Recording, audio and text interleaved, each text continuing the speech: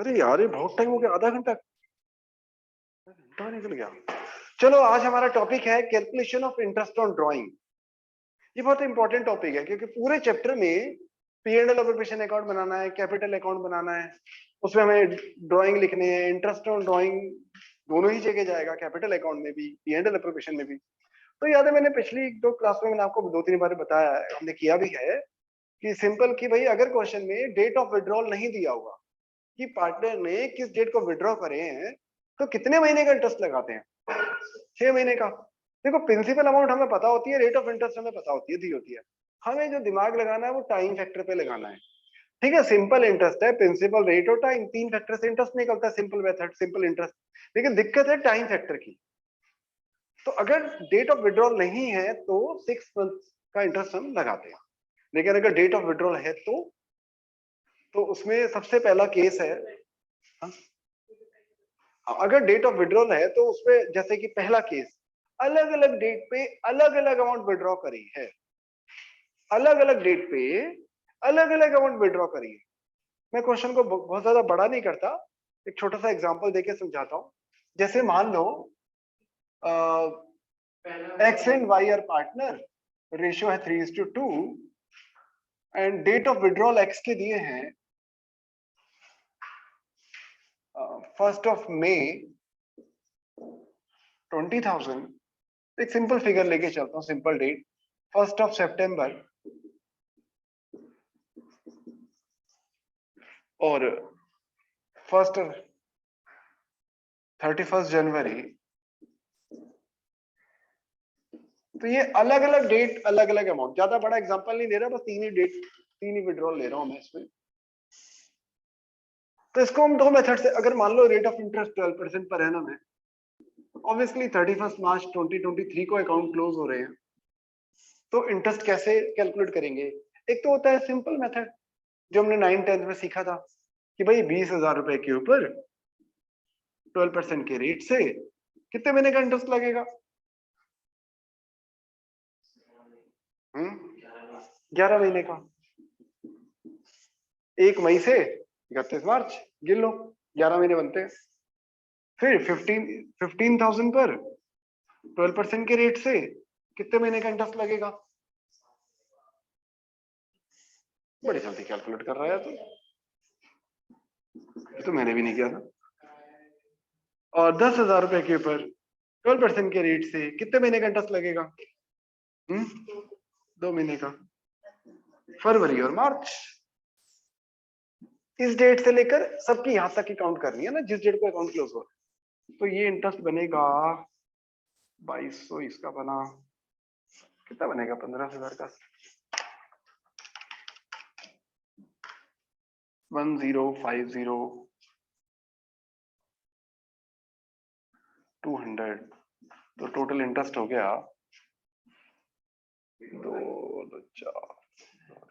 3450। ये तो मैंने कौन से मेथड से सॉल्व किया है? Simple method. लेकिन इसी को हम एक शॉर्टकट तरीके से कर सकते हैं, उसको बोलते हैं प्रोडक्ट मेथड।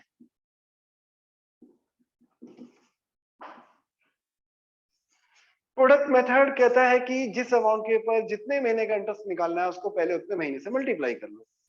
जैसे कि राघव ने पहले बता दिया फटाफट, टाइम 11 मंथ, 7 मंथ एंड 2।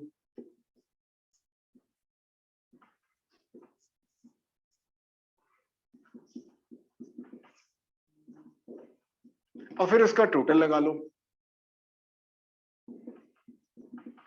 और फिर इस टोटल के ऊपर 12% या जो भी रेट ऑफ इंटरेस्ट गिवन है उस पर 1 महीने का इंटरेस्ट लगा दो, तो आपका आंसर आ जाएगा। तो ये हो गया हमारा प्रोडक्ट मेथड। कैसे भी कर लो, मैथ है, कैलकुलेशन है, जैसे आपको इजी लगता है वैसे कर लो। ये सिंपल मेथड हो गया और ये प्रोडक्ट मेथड हो गया। दिखने में प्रोडक्ट मेथड अभी लंबा लग रहा है लेकिन शॉर्टकट हो जाता है अगर ये वैल्यूज ज्यादा हो और जरा अजीबो गरीब सी वैल्यूज हो। जैसे तो मैंने राउंड फिगर लिया 20,000, 15,000, हो सकता है ये हो 20,500, 15,750, 9,260। तो फिर प्रोडक्ट मेथड इजी होता है, ऑब्वियसली शॉर्टकट है ये, इसे नोट कर लो। लेकिन एक बार ये गिवन होगा कि भाई रेट ऑफ इंटरेस्ट कितना है, किस डेट को कितनी अमाउंट विड्रॉ करी, ये आपको क्वेश्चन में दिया होगा। और अगर नहीं दिया हो तो डेट ऑफ विड्रॉल अगर नहीं दी हुई तो 6 महीने का। अच्छा अंश एक बात बताओ, जब हम कैपिटल अकाउंट बनाएंगे तो उसमें टू ड्रॉइंग कितना लिखेंगे? कैपिटल अकाउंट के डेबिट में टू ड्रॉइंग कितना लिखेंगे?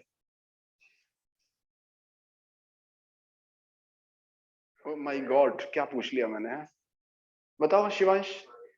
45,000। अबे 20,000 विड्रॉ करे, 15 ये करे, 10 ये विड्रॉ करे, 45,000 मैंने कौन सी भाई फाड़ पूछ लिया था। चलो ठीक है। अगला है एवरेज पीरियड मेथड, नोट कर लो, एवरेज पीरियड मेथड।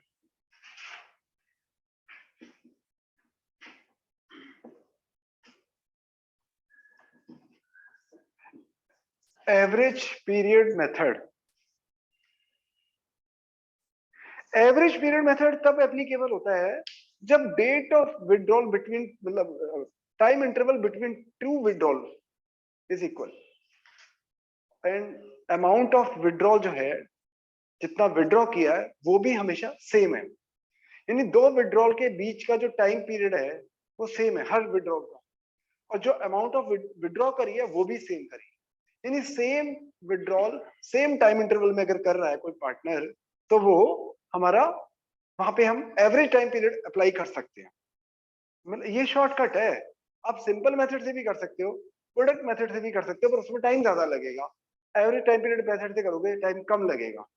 जैसे कि अगर मैं कहता हूं कि मान लो Ram due ₹5,000 per month, Ram due ₹5,000 per month at the beginning of every month या starting of every month। Ram ने हर महीने के शुरू में 5,000 रुपए विड्रॉ करे। अगर मैं इसको एवरेज टाइम पीरियड से करूं तो बताओ कि जरा ड्राइंग कितने हैं?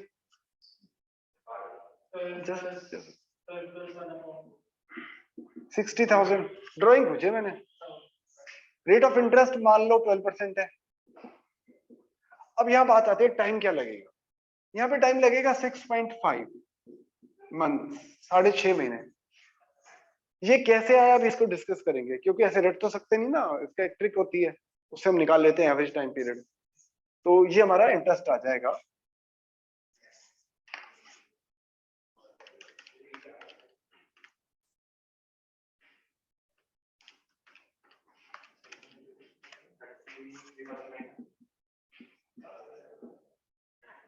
अब अगर मैं इसको सिंपल मेथड से करने बैठूं, सोचो मुझे 12 बार इंटरेस्ट निकालना पड़ेगा।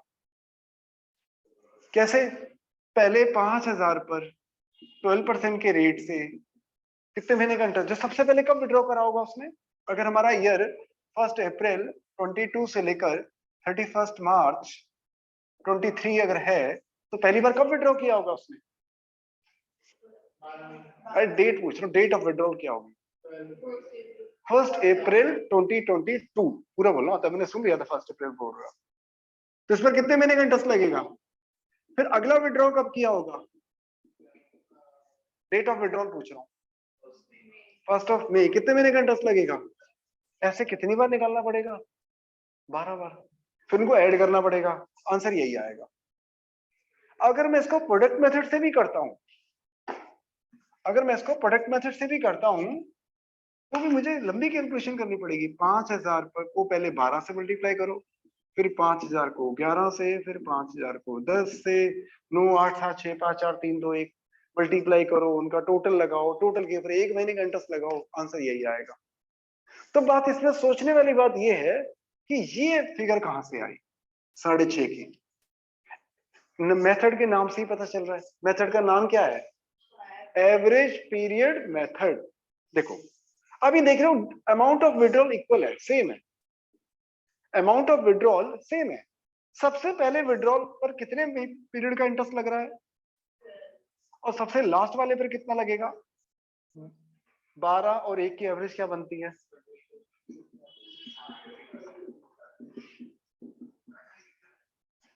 तो यही बात, ये एवरेज इनकी है, इन या कह लो, ये तो मैंने इसका भी शॉर्टकट बताया एक्चुअल में। 12 11 10 9 8 7 6 5 4 3 2 1, इन सबको जोड़ो और 12 से डिवाइड कर दो, तो यही आएगा 6.5। या पहले को और आखिरी को जोड़ के 2 से डिवाइड कर दो तो भी वही आएगा 6.5। तो आपको जब एवरेज टाइम पीरियड अप्लाई करना है और आप रटना नहीं चाहते कि किस कंडीशन में कितने महीने का इंटरेस्ट लगेगा, अब मेरी बात गौर से सुनना, एक और मेरी बात गौर से सुनो। एवरेज टाइम पीरियड मेथड में या तो आप टेबल को रट लो, और वो तो कोई अच्छी बात नहीं है ना, कई बार ऐसी भी कंडीशन आ जाती है जो टेबल में नहीं लिखवाई होती, घुमा फिरा के कुछ भी हो सकता है। तो बस आपको एक चीज याद रखनी है, एवरेज टाइम पीरियड कैसे कैलकुलेट करना है। First outstanding period of first withdrawal plus outstanding period of last withdrawal divided by 2। Outstanding period of first withdrawal plus outstanding period of last withdrawal divided by 2। जैसे कि अगर मैं इस question की बात करूं तो मुझे बताओ डेट ऑफ विड्रॉल, क्योंकि ये बड़ा क्लियर होना चाहिए आपको कि डेट ऑफ विड्रॉल क्या है। फर्स्ट विड्रॉल किस डेट को किया होगा, पूरा बोला करो। और लास्ट विड्रॉल 1 मार्च। इस पर कितने महीने का टाइम लगने वाला है, और इस पर, तो पहला और आखिरी दोनों को जोड़ के 2 से डिवाइड कर दो, बस सीधी सी बात। एवरेज टाइम पीरियड में एवरेज टाइम कैलकुलेट करने के लिए अगर वो हर महीने के एंड में विड्रॉ करता है तो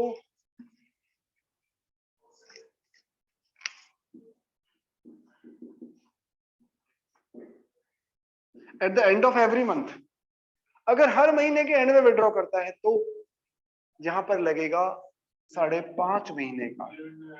अब ये 5.5 कैसे आया, पहला विड्रॉ कब किया,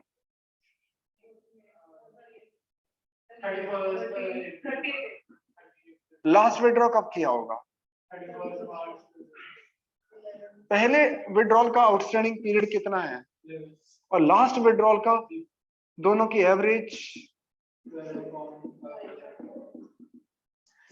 तो यानी कि राघव मैंने क्या बताया, एवरेज टाइम कैसे कैलकुलेट करते हैं, period of withdrawal period of last, बस इतनी सी बात है। अब वो चाहे 36 केस जमा दे, टेबल चाहो तो टेबल याद कर सकते हो, मैं टेबल भी लिखवा दूंगा, वो चाहे 36 सारी केसेस घुमा दे, आपको फर्क नहीं पड़ता, आपको पता है ऐसे निकलना है, बात खत्म। Ram drew rupees 10,000 at the beginning of every quarter. At the beginning, at the end of करता हूँ, चलो at the end of every quarter. At the end कर दिया मैंने, beginning नहीं, end कर दिया मैंने. At the end of every quarter. Her quarter, पहले तो बताओ क्वार्टर का मतलब कितने महीने, कितने महीने का क्वार्टर होता है, 3। क्वार्टर का मतलब 1/4, तो 12 महीनों को 1/4 करोगे तो 3 महीने का क्वार्टर होता है। पहला क्वार्टर कहां से कहां तक होगा, लेकर सेकंड क्वार्टर कब होगा,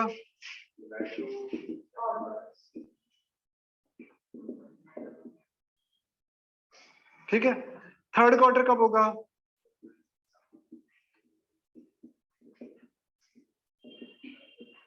लास्ट क्वार्टर कब होगा,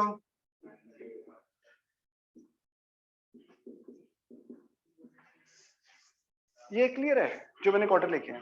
अब आपको बस यही देखना है at the beginning of every quarter है कि at the end of every quarter है कि मिडल ऑफ एवरी क्वार्टर है। अभी मैंने क्या केस रखा है, तो डेट ऑफ विड्रॉल क्या होगी, है ना, ये वाली सारी। एवरेज टाइम निकालो जब, बोलो मत, निकाल लो पहले, जैसे पूछूंगा वो जवाब देना, पहले निकाल लो।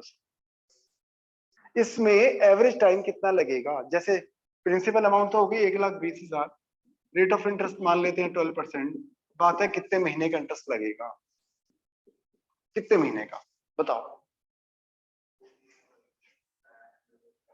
राघव, कर रहे हो, करो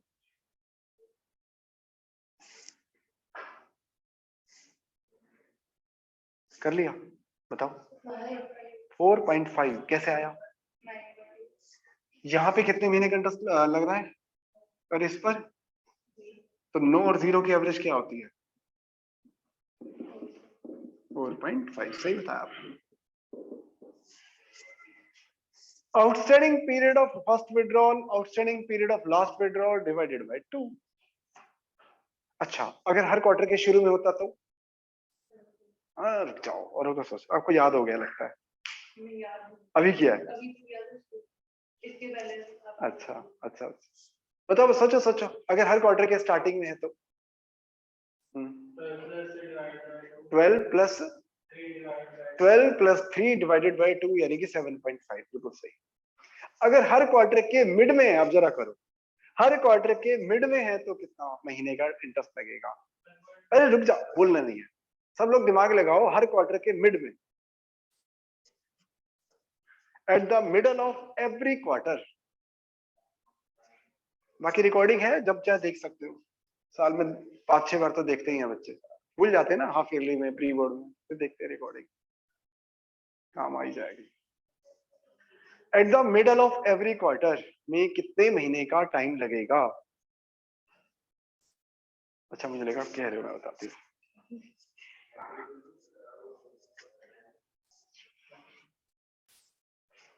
आज प्रेरणा देख नहीं रही, बहुत परेशान है। हाँ करो करो, और टाइम वेस्ट नहीं करो। शिवांश, कितने महीने का? मेजोरिटी 6 कह रही तो सही होगी। अबे स्टार्टिंग में भी 7.5 आ रहा है, मिडल में भी 7.5। हाँ, क्योंकि पहला विड्रॉल होगा 15 मई को, अगला विड्रॉल होगा अगस्त, 15 अगस्त को, सेकंड लास्ट विड्रॉल होगा 15 सितंबर को, और लास्ट विड्रॉल होगा 15 फरवरी को। इस पर लगेगा 10.5 मंथ, 7.5, 4.5, 1.5। तो 10.5, और इतनी डिटेल में करना नहीं है, मैं वैसे आपको समझाने के लिए कर रहा हूँ। आपको तो बस ये रखना है कि पहला विड्रॉल 1.5 महीने बाद करा है उसने, क्योंकि हर क्वार्टर के बीच में कर रहा है, तो 1.5 महीने तो 10.5 महीने का लगेगा। और लास्ट विड्रॉल 15 फरवरी को करा होगा, उस पर 1.5, इसकी और इसकी एवरेज होगी 6। तो ऐसा कैसे भी क्वेश्चन वो घुमाकर दे दे, कोई फर्क नहीं पड़ता। आप हर कंडीशन में, आपको ट्रिक पता होनी चाहिए कि कैसे कैलकुलेट करना है एवरेज टाइम पीरियड। दिक्कत ये कि मैं सारे कॉन्सेप्ट तो समझा रहा हूँ, पर क्वेश्चन नहीं करा पाऊंगा अभी, वो मेरे को होमवर्क पे देने पड़ेंगे। वरना मैं क्या करता हूँ, पहले कॉन्सेप्ट समझाता हूँ, फिर उसका एक क्वेश्चन कराता हूँ, फिर अगला मेथड समझाता हूँ, इसका क्वेश्चन कराता हूँ। लेकिन आज मैं सारे मेथड एक साथ समझा रहा हूँ। कोशिश है ना, मुझे लगता है कर लोगे आप लोग, नहीं तो अगली क्लास में भी यही कराऊंगा, ज्यादा आगे नहीं भागूंगा, चिंता मत करो। इसी में एक और केस है, सबने नोट कर लिया, आगे चला जाए। हाँ, ऊपर चलो, हो सकता है मैंने गलत किया, और कोई बात नहीं, ये चीज तो सही है, मैं मेन हो सकता है मैंने गलत किया, देख लेते हो। आप कह रहे हो तो यार 60,000 का 6.5%, हाँ सही कह रहे हो, 3900 आएगा।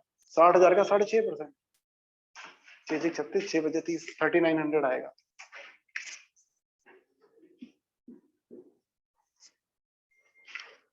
चलो आगे चलते हैं। एवरेज टाइम पीरियड में कई केस बन सकते हैं, जैसे ये तो बहुत बेसिक बेसिक थे, हर महीने के शुरू में, मिडल में, एंड में, हर क्वार्टर के शुरू में, मिडल में, एंड में।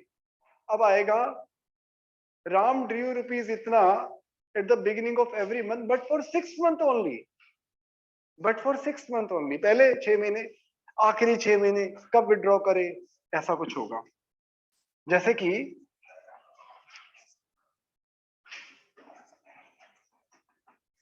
लिखो, Ram due rupees 5,000 at the beginning of every month, Ram drew rupees 5,000 per month.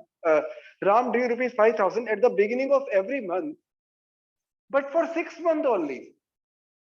केवल पहले 6 महीने में विड्रॉ करे, आखिर के 6 महीने में उसने कोई विड्रॉ नहीं करा। और ईयर मान लो वही है 1 अप्रैल 22 से लेकर 31 मार्च 23। Ram drew rupees 5,000 at the beginning of every month, but for 6 months only. जरा सब लोग कैलकुलेट करके मुझे इंटरेस्ट बताओ, बात खत्म। इंटरेस्ट कैलकुलेट करो। अगर rate of interest 12% per annum है तो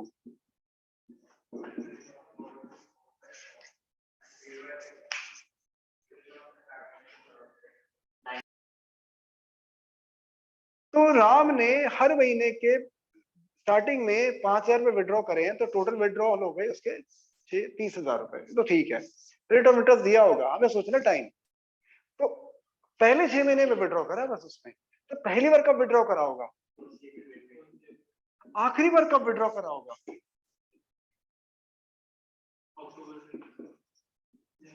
यहां गड़बड़ हो गई। पहला 6 महीने होते हैं 1 अप्रैल से लेकर 30 सितंबर तक, छठा महीना होता है 30 सितंबर का, अगर फाइनेंशियल ईयर की बात करें तो लास्ट विड्रॉल 1 अक्टूबर को नहीं 1 सितंबर को होगा, वहीं गड़बड़ होगी आप। तो इस पर लगेगा 12 महीने का टाइम और इस पर लगेगा 7 महीने का टाइम, दोनों की एवरेज कितनी होगी, 9.5। तो 9.5 मंथ का इंटरेस्ट लगेगा। जो भी आंसर है वो तो निकालोगे, मेन तो ये है निकालना। किसी को डाउट इसमें? अच्छा, इसी को घुमाता हूं मैं और मैं बोलता हूं Ram due 5,000 at the beginning of every month but for last 6 month only। हर महीने के शुरू में विड्रॉ करे बट केवल लास्ट के 6 महीने में विड्रॉ करे। हर महीने के स्टार्टिंग में विड्रॉ करे बट आखिर के 6 महीने, शुरू के 6 महीने कोई विड्रॉ नहीं करा उसने। सोचो। तो बच्चे जो ट्रैक पे आ गए हैं, इसका मतलब 3.5 केवल 6 महीने विड्रॉ करें बट वो लास्ट 6 मंथ की बात कर रहा है, लास्ट 6 मंथ में।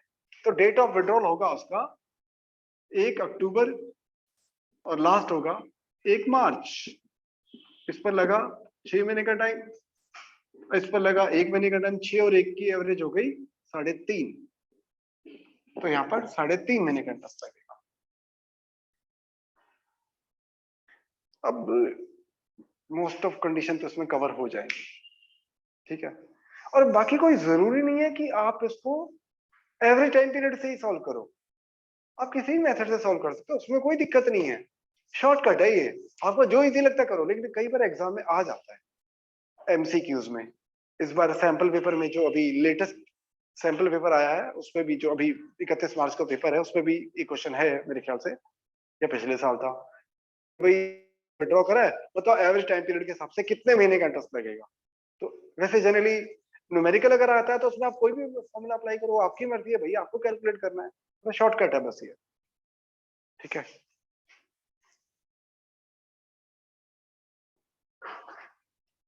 तो आज हमारे पास ज्यादा टाइम नहीं है कि मैं आपको क्वेश्चन बोर्ड पे करके दिखा सकूं। तो उसके लिए क्या करते हैं, मैं आपको होमवर्क में क्वेश्चन दे रहा हूँ, कॉन्सेप्ट कॉन्सेप्ट समझाया है मैंने, अब अपना दिमाग लगाना, ठीक है। पहले इलस्ट्रेशन करना, फिर क्वेश्चन करना, क्योंकि इलस्ट्रेशन में अगर आप गलती कर रहे हो तो कम से कम सॉल्यूशन देके आप देख लोगे कि आपसे क्या मिस्टेक हो रही है, कॉन्फिडेंस आ जाता है, एक बार ट्रैक पे आ जाओगे, ट्रैक पे आ गए तो फिर क्वेश्चन भी हो जाएंगे, ठीक है। लेकिन करना जरूर है भाई, नहीं तो अटक जाओगे, आगे के क्वेश्चन नहीं सॉल्व होंगे। तो आपको करने हैं पेज नंबर, होमवर्क नोट करो, page number 1.42, question number 20, illustration number 29 से लेकर